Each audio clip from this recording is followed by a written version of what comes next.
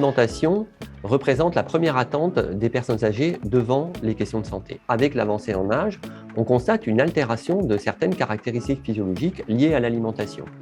On peut citer, sans être exhaustif, l'augmentation de la période de satiété après le repas qui va conduire à une baisse de l'appétit. On peut aussi mentionner la perte des odeurs et des saveurs et aussi une altération de l'état bucco-dentaire. Il faut savoir que près de 70% des personnes âgées en institut sont totalement édentées. Ces modifications des caractéristiques physiologiques vont avoir un impact sur l'acte alimentaire. Par exemple, une augmentation de la durée de mastication qui peut être de 7 fois par rapport à une personne âgée qui ne présente pas de troubles bucco-dentaires. Mais aussi une moindre appréciation de l'aliment par son caractère fade et inodore lié aux troubles de la perception sensorielle. Tout cela va contribuer à éloigner la personne âgée de certains aliments qui sont pourtant de bonne qualité nutritionnelle, comme par exemple la viande, mais aussi les fruits et les légumes. Les solutions pour favoriser la prise alimentaire des convives en institution peuvent se voir à deux niveaux. D'abord, au niveau du plat et des aliments proposés pour le plat.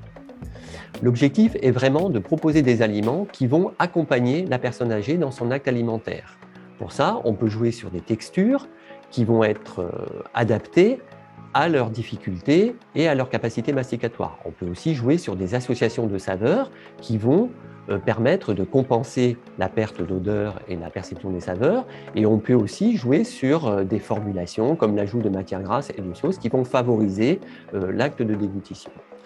On peut aussi proposer lors du repas des accompagnements sous forme de condiments ou de sauces que la personne âgée pourra rajouter dans ses plats de manière à réaliser le plat qui correspond le mieux à son attente et à la manière de consommer cet aliment. Il faut aussi prendre en compte la convivialité et l'environnement du résident lors du repas. D'abord, il faut réintégrer la dimension émotionnelle du repas. Et pour ça, il est important de déstresser ce moment du repas qui doit être sorti de l'acte de soin. Les recommandations que l'on peut faire aux industriels acteurs sur le marché sont de proposer des solutions culinaires ou des ingrédients qui vont permettre d'accompagner la personne âgée dans son acte alimentaire. Et en particulier, de compenser certains défauts qui apparaissent, par exemple, dans les solutions d'enrichissement, qui sont des défauts liés à une sécheresse, un caractère collant ou un caractère pâteux.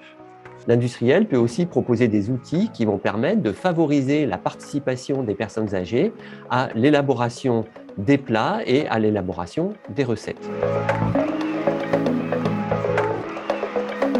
Chez Belle Food Service, notre mission, c'est de favoriser l'appétit des personnes âgées en proposant des recettes plus riches en goût, en nutriments et en émotions.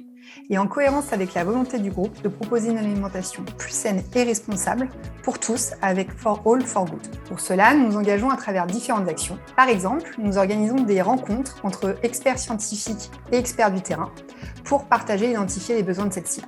Nous avons organisé notre première rencontre il y a quelques mois dans nos locaux avec 9 experts et ça nous a permis de concrétiser des actions en faveur de l'alimentation des personnes âgées. Par ailleurs, nous développons des produits spécifiques qui prennent en compte les besoins nutritionnels et les difficultés physiologiques de cette cible. C'est le cas de la vache qui rit Formule Plus, un produit qui est enrichi en protéines, en vitamine D et en calcium et qui confère une texture plus onctueuse aux recettes, ce qui permet d'améliorer le confort en bouche. La vache qui rit, c'est une marque iconique.